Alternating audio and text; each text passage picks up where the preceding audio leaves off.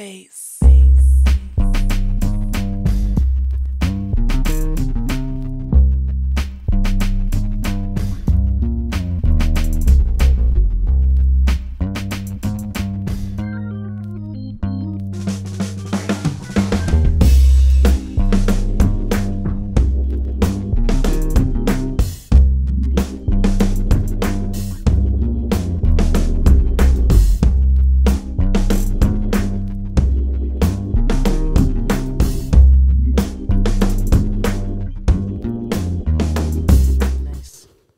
Keep bumping me against the wall.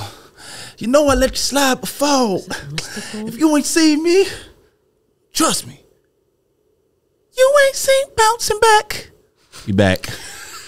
Had to pull out the mystical for my back song. But we are back. Episode 21. I am Dashawn. This is my wife Amanda. We are the Robinsons. And this is Dysfunctional Family. Oh. What kind of commercial in sync unison thing you was going for right there? Yeah, for all of our new listeners, please make sure y'all are hitting that subscribe button. If you are not a new listener, if you are a returner, please make sure you are liking, sharing, commenting, engaging with the content so that people know that we doing something good over here. You feel me? We doing something pretty decent. I said facts. Facts. Okay. Brooklyn response, as in I agree. Yes. Cool. Throw it up. Oh, sorry. First of all, before we jump right in, this episode is brought to you by Free the Souls Clothing. Always. FreeTheSoulsClothing.com. Liberated luxury. Feels good. Looks good. Affordable. Smells good. We don't have any fragrances though, so. But the FreeTheSoulsClothing.com. But you know how sometimes you buy stuff and it's like it smell like factory, like it stink, like it got that. Nah, not really. You know what I'm talking about. I'm not sure, but they can comment if they agree. I don't know if I concur. I don't know what you're talking about. What smell is that? This is about to go turn into a whole different. What smell are you talking about? We are scoffing about. No. I didn't know the smell. Like stink, like. Smell like factory? Yeah. Nah, I've never bought clothes that smell like factory. Maybe that's bourgeois, but I've never bought. Spell it. Factory spelling. Come on, don't try to play me. BOURGEOIS.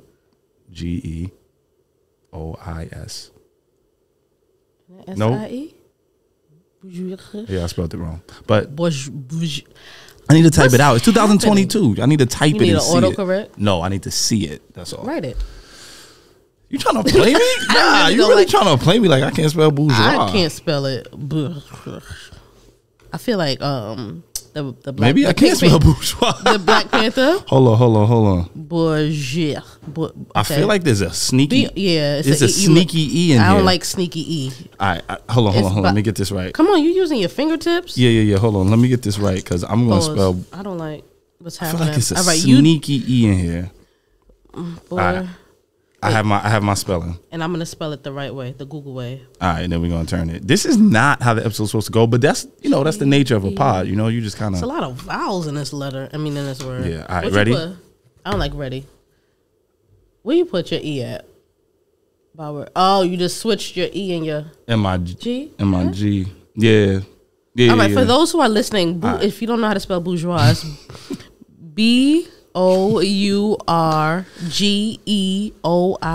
This is how you pod, baby. I'm sorry. Teach the people. Teach the 5 people. Minutes in. Teach the people how to spell. You feel me? It gives it value. Now we know how to spell. No, but today we scoffing about very strange topic. To be honest, maybe not. You know, we like to go where others do not like to go. I don't. Okay, we like to go where others won't go. We're gonna scoff about jungle fever. Jungle fever. Now, jungle fever. Hey, let's go to me. We got to get into this episode for real. Right. All right, stop playing. You're playing too much. Let me preface this episode with a couple things, some context. Okay. For one, neither Amanda or myself, we've consulted before this, so I have the license to speak for both of us. Neither one of us are against interracial couples. In fact, we are not an interracial couple. Don't you start. I didn't say we were. But I felt it. Like no, you just have a lot of other things mixed in your blood. I don't have a lot of other things. I literally have one other thing. Okay. Like one other dominant, not dominant, but. All right. So let me preface what we're gonna pod about with one. We are not against interracial couples. We do not have any stance against interracial couples. We do not have a Dr. Umar complex. He calls it the Snow Bunny crisis. That is not at all any of our sentiments. So let me preface what we're gonna say with that. The second thing I want to preface this episode with is our context is hetero binary, right? So a lot of the statistics we're going to draw from are from that context. So we just don't have enough information about any other couple identifications. So I just want to make sure we clear that up as well. Here we go. Let's do it. First things first. Well, really, we like seven things seventh, all right? Now we going crazy. Congratulations to former, not judge, now Justice Katanji Brown Jackson. All right. Katanji Brown Jackson, congratulations. She was just confirmed as a Supreme Court nominee. No longer a nominee, but confirmed as the newest justice to serve on the Supreme Court. For those that do not know, which I'm sure you should know by now, Katanji Brown Jackson is the first. I hate that I'm saying this in 2022. This shouldn't be a first of much of anything, right? Yeah. She is the first Black woman to serve on the Supreme Court as a justice on the Supreme Court. So that's something that we celebrate. That's something that's huge. Yes. All right. Now, when you pod, you got to be honest. Can I pod? Can I pod? You know how I feel. For those that know, when I say can I pod, I mean I'm going deeper. All right. I want to be very honest. I am super, uber, duper excited about her nomination that led to a confirmation. But there was this weird thing inside of me before I saw her husband where I was like, I wonder if he's Black. Me too. I don't know what that was. That's the thing. Like, it's not that I have anything against interracial couples. It's just, as this woman ascends to power in our government and things like that, I'm like, is her husband Black?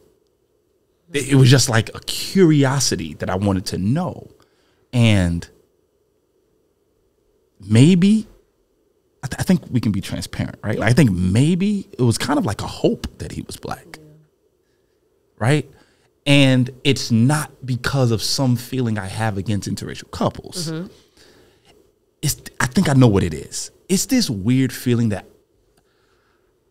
I still don't feel like, even with all these advancements we're making, that America is like ready for like full out Blackness in power. Yeah. And let me explain what I mean by that before I let you take over. I look at somebody like Clarence Thomas, I'm not a fan of Clarence Thomas, but that's neither here nor there. I think second Black man to be elected to the Supreme Court, right? In early 90s. It might have been like 92, 93, somewhere around there. Y'all can fact check me. His wife's white, right? Cool. I look at somebody like a Barack Obama, fully Black wife. Oh, okay, yeah. But he himself. Right. I know he's the first Black president, but he himself He's like, I'm going to give you a little Black. Right? He's half Black, half white. Right. Look at somebody like a Vice President Kamala Harris. Oh, first Black woman to hold this office. Her husband's white. Yeah. So it's not, once again, it's not that I have a problem with the interracial dating. It's like, how much Blackness is America about to really tolerate? Right. Yes. Y'all really going to take a Black, like a fully Black family man and fully Black woman. Like, I don't know if America's like fully ready for exactly. So it's this weird like, and it's not even. I'm sorry, it's not even about them being ready. It's like, how much are y'all gonna tolerate from? Like, how much of us are you going to tolerate in this space? Yeah, it's like they're ready for it. Like, clearly, like, we're capable. We have all of the credentials and the experience, and Black people are capable of being in those spaces. Just like they're not going to tolerate us being there because it comes with a certain domino effect of what else happens after. Like, right, it's almost like they won't take it without an ounce of whiteness somewhere, whether it's in your blood or the person you marry. Yeah. Now, and I know that comes off as if like we're taking attention away from what Katanji Brown Jackson has done and ascended to. So that black woman had to endure, that black queen had to endure so much ridicule and public stripping of her dignity, of her credentials, so much challenging and questioning of her readiness. And I know that's what part of the process is, but it seemed off. It was very off. It was so many white men cutting her off when she's speaking, stopping her from answering questions the way you're not answering my question. Like, but asking questions that were just not applicable to the process. Like, what? Why are you asking her this? It's like they were setting her up for, like they were trying to trap her. Right. She had to be so publicly ostracized. You know, and it made me feel like, dang, I wish she had a brother to go home to and comfort and console her, right? But let's like the same. I'm sorry, it's like the same image that is crucifying you is the same image that's comforting you. It's weird. Yeah, exactly. So once again, I think this moment in history needs to be celebrated, and I got to keep emphasizing that so that there's balance, that we don't take away what's going on in our country, right? But it's like, it made me think about like the family dynamics, right? And then we came across an article. I don't know if you want to share what we like, some of the findings in the article that we found, even though it was in the New York Post, and that's not super credible. Yeah, we're not. But you know, for those of you who are like big article readers, the New York Post is not one of the. It's not a source that you want to go to. Yes. Anyway, so the New York Post released an article written by Ralph Richard Banks recently that stated for the first time, you know, just to reiterate some of the conversation that we already had, but for the first time, two of the most important positions in this country are held by black women. You know, both of whom who have white husbands, being Katanji Brown Jackson and Kamala Harris. So it just feels like as you said, these women and these accomplishments and these moments and these milestones should be celebrated and cemented in history because they're milestones, right? They're important for our community and for black girls growing up to see. But it also feels like black women somehow can't obtain success without a white counterpart.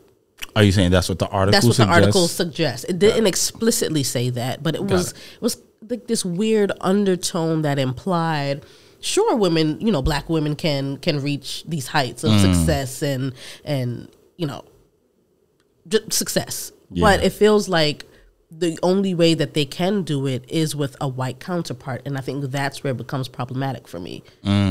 That's where it became problematic for me. Like, why can't she do it, you know, if she was single, or why can't she do it with a black husband? Why are we suggesting that the success is predicated on who she's with? Gotcha. I didn't necessarily get that from the article. That's interesting. I didn't get that from the article. What I got from it was not necessarily that a black woman needs a white counterpart to reach success. I just got that a black woman is less likely to reach that success with a black counterpart, which is slightly different, right? Because she could also marry out to a different race that's not a majority race, right? She could also remain single, right? So what I got from it was that the black woman is less likely to succeed when she's with the black man, right? And one of the statistics that the article brought up was that, which is highly important, right? He talked about black men are less likely to graduate high school than black women, and black men are 50%, I believe, less likely to obtain a 4-year degree than black women, right? And the article even says it in the beginning. He suggests, Ralph Richard Banks suggests in the article, who's also a black man, let me just name that. Right. He suggests in the article that that the reason black men are 50% less likely to get a 4-year degree has to do with structural racism, right? So the issue I have with the article, because the title of the article, for those that don't know, the title of the article is Black women should consider why black women why more black women should consider marrying white men, right? Which, I'm sorry, it's off-putting from jump, because you're a black man. Like, you don't want a black wife, or you trying to break up the black family structure? That's what it feels. I'm sorry. Okay, it's not like. Yeah, continue. I'm sorry. So, I have strong emotions. What he's saying? Nah, you want to take it back. Let me just finish this point. The issue I have is that he proposes in the article that black men are 50% less likely to have a 4-year degree because of structural racism, right? But then it's almost like he's speaking out two sides of his mouth, because what he concludes is that black women should consider not marrying black men. As opposed to let's target the issue, which is the structural racism that creates all this scarcity and paucity of black men at the top. And now when we talk at the top, obviously we're talking in some like the American-esque type of, you know what I mean? Like this neoliberal, individualistic, self-serving, capitalistic society. So like, let's be very clear. There are a lot of other ways you can succeed and excel in life. But in this context of this article, it seems like he's referring to American capitalistic success, right? So that being said, the thing I have a problem with is you're saying that structural racism is the reason a lot of these black men are not making it to where our black women are making it to. But then on the other hand, you're still saying this is why black women should not be with black brothers, right? So my problem is this. You got the prison industrial complex, right? You got state sanctioned violence that allows the brutality, mistreatment, and murder of black men and boys at such a high clip that it's scary, right? It's like warfare in the streets, right? So you got state sanctioned violence. You got the prison industrial complex that's purely punitive, not rehabilitative in any form when it comes to black men, right?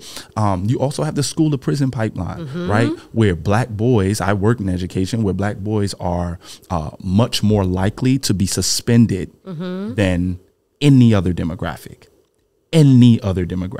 Right? So that marks up your record. It mars how you're able to excel in life, right? So you have all these, and it does something to you mentally. Like, of course, like you feel like you're not allowed to. Like, what do you say? Because you don't know what these black boys are dealing with in the community. So it's like, what are you putting in place for them as they're developing and growing to kind of give them the support that they need, rather than punishing them for their behaviors? Right. So you have all these structural things.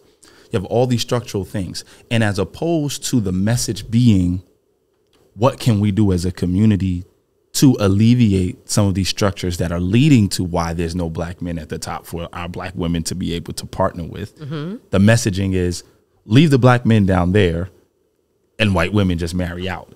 And that's what I have a problem with. I don't have a problem with interracial dating. I have a problem when interracial dating is the result of black men being perpetually oppressed. And that's where I struggle with this article and just this mindset in general, that I think we need to explore and look at, you know what I mean, a little more. Yeah, so, like you said, I think, you find love where you find love. Right. You know what I mean? Absolutely. If you find someone that you connect with and that you just find love for, you fall in love with who you fall in love with. But when it's a result of just an imbalance, you know what I mean? Because it's not like, okay.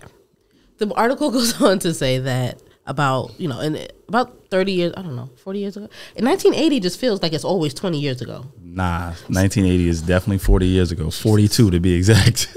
So 42 years ago, the percentage of interracial marriages was at 3%, between black women dating outside of their race was at 3%. 5 years ago in 2017, it jumped to 12%. And I know like that's not like a big percentage, you know what I mean? It's still a minority, it's still a marginalized population of black women, 12%. But it still feels irresponsible. And I don't want the focus to be just on the article. But sure. This is where we're getting a lot of our premise. But it just feels irresponsible to suggest that Black women should marry outside of their race and look for partners. And as the article said, look for partners that best serve them. Yeah, what does that mean? What does that mean? What exactly does that mean? In my opinion, the partner that can best serve you is someone who you relate to, because it's not like Black women or Black girls are being raised with white boys, you know what I mean? And then Black boys are ostracized somewhere else. Usually cultures are raised amongst themselves, or, you know, in your community, you find people that look like you. So you share certain cultural experiences. So in my opinion, I believe that a partner that will best serve you is someone who can relate to the experiences that you deal with, not just in adulthood, but in childhood. So it just feels irresponsible to suggest that Black women are better served by white men or, you know, any other race. Because how? Are we talking just financially? Because financial stability or financial success is not the only metric that you base a healthy and successful marriage. Right. You know what I mean? Like, it's not just monetary. And all the women that I know, all the Black women that I know, have thriving Black partners in marriages or long-term relationships. We have lawyer friends who are married to Black men. We have doctors who are married to Black men. So I can't think of one, and we're well connected. So I can't really think of anyone in our sphere who is with someone out of the race, outside of Black, you know, marries outside of, or is partnered with someone outside of the Black race. And anyone that they are with is thriving. So just from my context, it just feels like... Well, here's what I would say. I think because you got to play, I don't like to say devil's advocate. Got to play God's advocate sometime, right? I don't know why I said that. All right. See the other side. You got to see the other side, right? And I think one of the arguments would be made, and this is probably from sisters as well, right? I think one of the arguments that might be made is the fact that it's a lot of work because of how much Black men have to go through. Being with them feels like a lot of work because they either have daddy issues, or they got bad credit, or they are coming from a school system that didn't educate them the way these women are educated, if they're 50% more likely to get a college degree, right? So I think the flip side is like, how do we mitigate some of that load that a Black woman would say she feels she has to carry as she gets more successful and as she gets to the top? As Jay-Z said, domino, as I get to the top, I only spot a few Blacks the higher I go, right? Like, she's seeing less and less of her kind as she goes through law school, as she goes through graduate school, as she goes through medical school, as she goes through, right? She's seeing less and less of her kind of man, right? And what's the response, right? As a people, should the Black woman continue to have to like just drag this load, right? No, like I know it's burdensome, and Black women have been behind Black men for decades, and you know, for all of time, Black women have been behind Black men, and I know it can get tiresome, and you know, you're trying to reach a certain, and it's a mental thing, but I don't know. Yeah, I mean, I'm not asking you. You didn't have to like try to answer that. If you don't have a complete answer, you don't have to speak to it. Like I'm just saying in general. I'm just talking like that. I think that's where it gets tough, because you also have to identify with the Black woman that says, well, as I excel, right. The color of marriage is not black, it's not white, it's not yellow, it's not brown, it's green. Right? Because we even live in the, hold on, I'm about to go. Can I pod, y'all? I'm gonna pod. We're I'm gonna go deeper. We're living in a society that favors the institution of marriage economically. There's a reason there's more tax breaks. I don't feel like going into all this. But there's a reason there's more tax breaks for married couples than there are for single people. There's a reason there's more tax breaks for parents and more credits for parents than there are single people. There's a reason there's more tax breaks for, like, the American economy services those that they feel give more back to it, right? Give back to it more, rather. So that's why it's easier for me to get a tax break or write off if I'm a business, because the way the American economy looks at it is a business creates jobs for our economy, which boosts our economy. So we're going to give you breaks to run a business. Same thing for marriages. We're going to give you more breaks or find a way to give you more credits than a single person might get. Why? Because it's two people fueling the economy. It's two people's taxes feeding into the economy and boosting the economy. There's a reason, right? Like that people who are married or are parents in this like typical nuclear family structure get these type of breaks, right? But that being said, I think when he talks about in the article, like serving, as you said, we can't underestimate either the impact of finances in a marriage. No, like it's right, like the economic implications of your future based on who you're connected to financially. And I think that's where it's like, is it the system that needs to be dismantled so that we stop focusing on just that and we understand the power of community, the power, because that's our roots, our Black roots favors community over individualism. Right. Go back to African roots versus Eurocentric roots, right? Feudalism and power and caste system, that stuff is feudalistic. That stuff, that's a Eurocentric ideal, right? But community is more of an Africanic ideal. Yeah. Right. And when you think about that, we're being moved as a people further and further away from the ideals that are in our like genetics. You know what I'm saying? Now I know we got viewers from all over the world. So when we're talking about interracial, let me also mention like we're really talking about white coupled with any minority, really, right? Yeah. Like this is not like just a white Black thing. When we're talking interracial, it's not so much like brown and Black coming together or yellow and brown coming together, because all of us have very similar experiences with oppression, even though we think the Black experience is unique to any other group of people. All of us have like a similar experience with oppression versus the white population, right? So I know I'm getting a little wordy, but I want to say this, and then I want to like pass to you if you have any like closing points.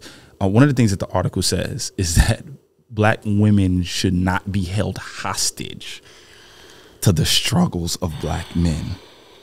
And to me, that suggests that there's something inherently wrong with the Black man, as opposed to, I can see you getting fired up over there. You look hot. You look on fire. But the suggestion here is that there's something inherently wrong with the Black man, rather than there's something inherently wrong with the system that has produced the Black man that we see. Why? Yeah, because it's like, why are Black men taking the blame? Like, there's not this external factor. Like, we don't want to put America on trial. And I know there's a lot of, there's a lot of components to like fixing the issue. Right. But we have to at least address it. Like, we have to put it on display. Like, this is the problem. And that is a step in the right direction, I think, to not just fixing like jungle fever or interracial marriage, because whatever, it's not like a problem. It's not a broken thing. A problem, right? But it's a way for the gap to be closed, for men to have, for Black men specifically, to have a better advantage of success in reaching those heights. We can't blame the man. Like Black men are some of like the hardest working people, like hustlers and go getters and chasers and just wanting to provide. But when the opportunities are not there, or they're put in these cages, metaphorically, of course, these are kind of literally and literally and figuratively, put in these boxes and these cages where they don't have options. They don't have the same access that Black women, white men, Asian men, like they don't have the same access to these opportunities and information that others have. We can't blame, I can't blame you for what someone, I can't blame you. Yeah, I'm sorry, y'all. I know like this episode, I'm a little jumbled and not very fluid with how I'm presenting my thoughts, but I have like a lot of emotion behind it, and it's not fair. It's not fair. Yeah, I think that there's like this is such a like multi-tiered conversation. It's multi-layered, and I think that there is an element of ambition that we've seen rise up in the black woman, the modern black woman, that I believe is also in the black man. It is, undoubtedly.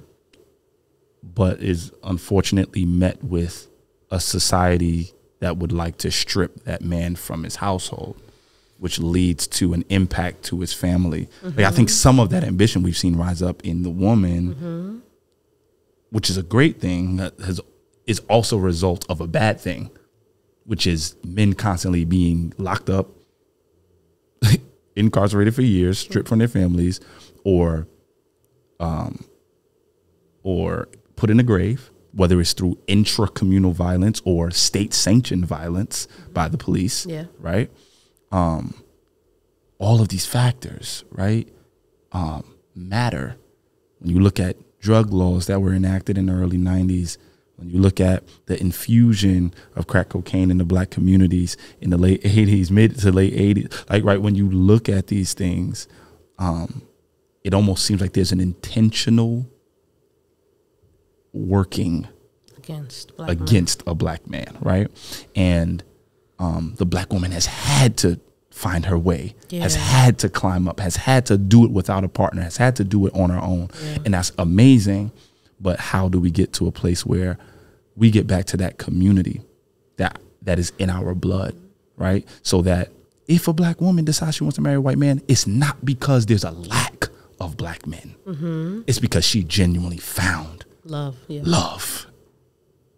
Right? It's not because there are no black men in grad school. It's not because there are no black men in medical school. It's not because there are no black men, right?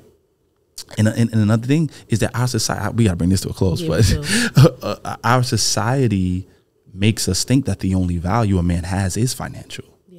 Yeah, that's true. Which is why the black man feels like if he doesn't have these opportunities in the corporate world or in the school system, he's going to go get it because his only value is finance. So however I can get finance, scamming, drugs, pills, perks, whatever I got to do, that's how I'm going to get finance because that's the only way I have value. And if we dismantle that mindset that you have value beyond just your earning power,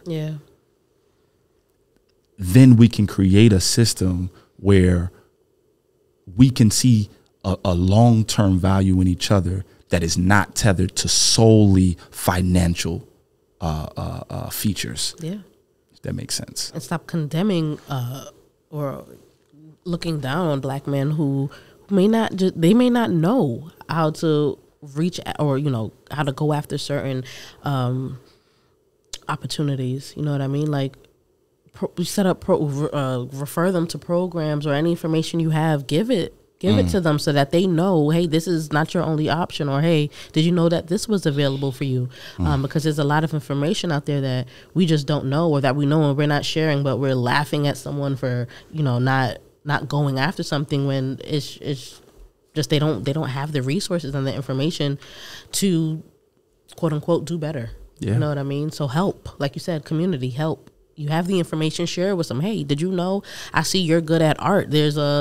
Why don't you bring one of your drawings or one of your paintings to this art gallery? Or you like to, whatever it is, give them, if you see someone who has a talent, who has a gift, it doesn't just have to be like climbing the corporate ladder, but how can you monetize your passions and feel valuable in that way? Because I think, speaking as a black woman, I think it's less about the money and more about the home. Like, women just want to be cared for and they want to feel safe. And it's not always financially safe. They want to feel emotionally safe. They want to feel mentally safe. So if you have a man who's stable in even if not financially stable, but he's stable in like his passion, not financially stable yet, because you don't want to be with someone who's never financially stable. Right. But if, he's working towards his passions, and that can fuel and satisfy a man, I assume. I can't speak for a man, but fulfilling and going after what you love, what you like, what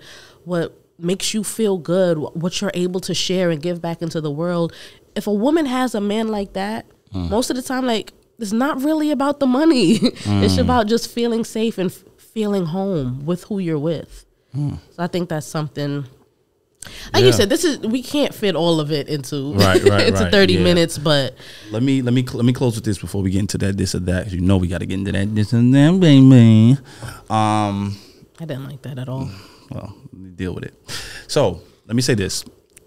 I do want to give a message for especially people of the majority race. And this is not majority in value, just majority because it's more white people in the country of America.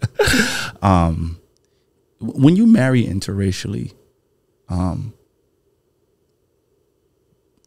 saw something really heartwarming on like one of the really rough days that Katanji Brown Jackson had. And you just like saw, every day. Right, she was having a rough time, man. They were ODing. And I saw a really heartwarming moment where after, you know, the questioning of whatever day this was, you can tell she's really emotional. And her husband, Dr. Jackson, walks up to his wife. You see them embrace. And you see him give her a very emotional, passionate kiss on her forehead. And there was something in it that maybe I'm just reading into the moment, but that let me know, or at least hope, that he understands.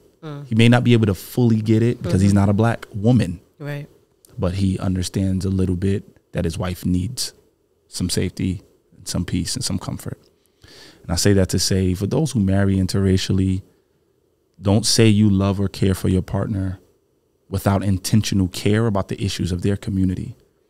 And that's for those that are of the majority race. If you marry into an Asian American family, don't say you care about that person, but you don't care about the history of Japanese internment camps. You don't care about labor acts that had to be enacted because of the mistreatment of Chinese peoples in America. If you say you marry into a brown or Latinx family and you're white, don't disregard the impact of the African diaspora on their lives and their heritage and their culture. You marry into blackness, don't ignore issues in the prison industrial complex and in the school system that impact your spouse's people. Yeah.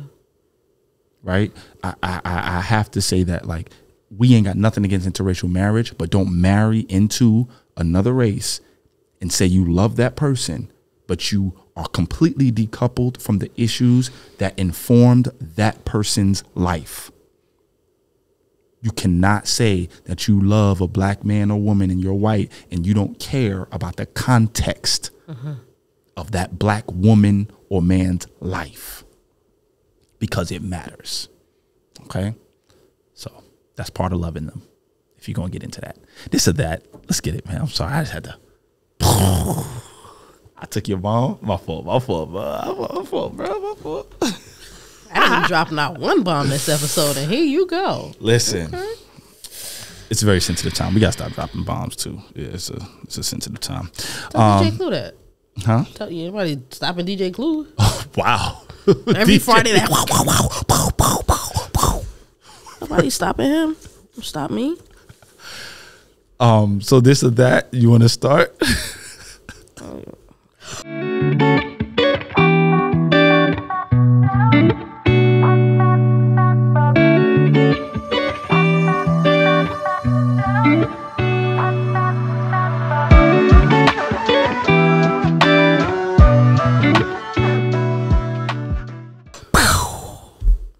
Just cause. So, you wild. While we're on the theme of jungle fever, okay. The first question is thematic. Let's go. Would you rather have a year-long fever? So you sick from fever, not just sick. You have a fever from January 1st to December 31st. Okay. Or you have to spend 1 week of every month in the jungle. So a fever all year or 1 week of every month in the jungle.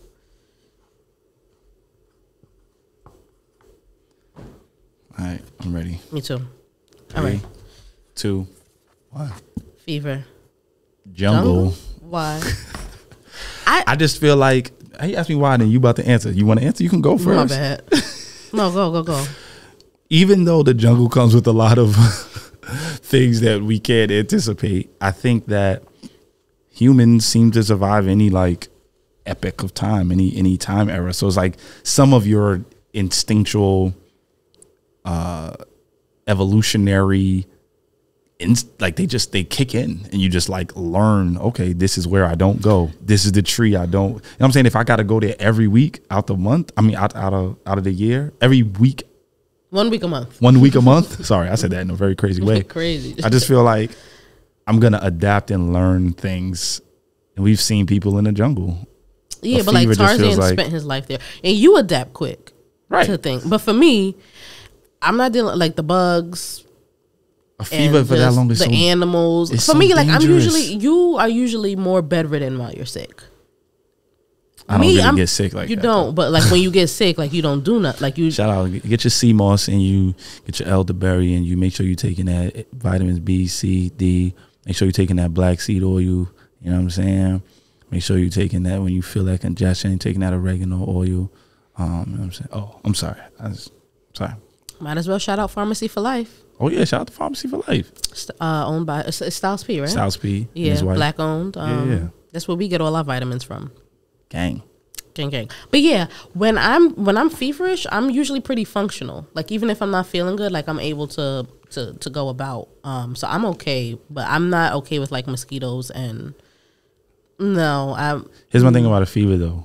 A fever happens because your body is fighting an infection. That's the reason the temperature goes up, because it's trying to rid yourself of a bacteria. It, but I know that. But any infection that's in your body for a year is not a good thing. Question, like all right, obvious, it's hypothetical. Of course, it's not good. What's the next question? Like you always got to take it too far. Like it's supposed to be funny. Your body's fighting infection. Like you're doing a lot. That's what she told to me. That's crazy. I'm talking to them. Second episode. I mean, second question. Oh, that means we got to end this one. All right. Pay for everything in pennies, or give $1 a week to a politician you disagree with.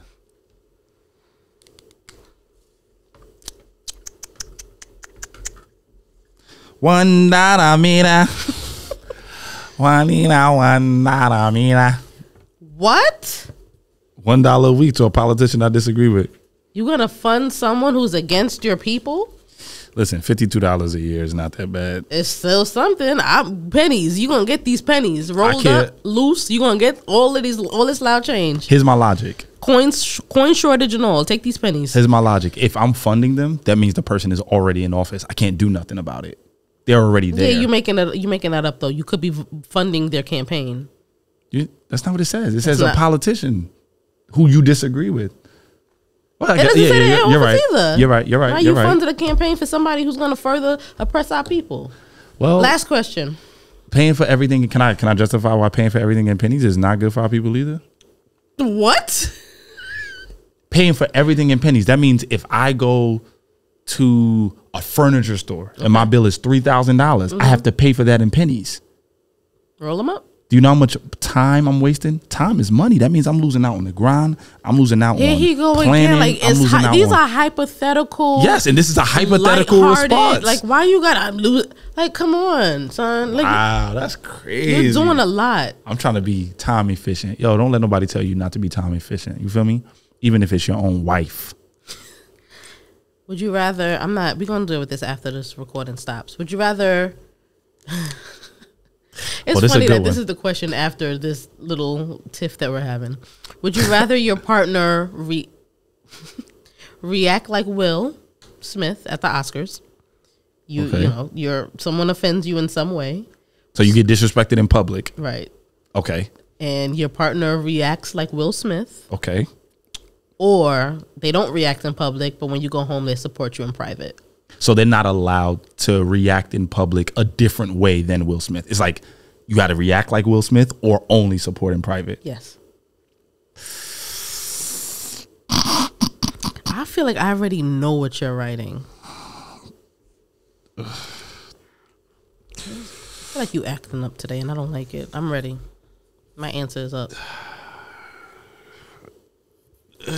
I knew it. Nah, support me in private. You're not gonna be out here embarrassing me. I know that's a terrible answer. It's just that support in private, but like I can't do nothing in public. Just gotta let you just get washed verbally. What?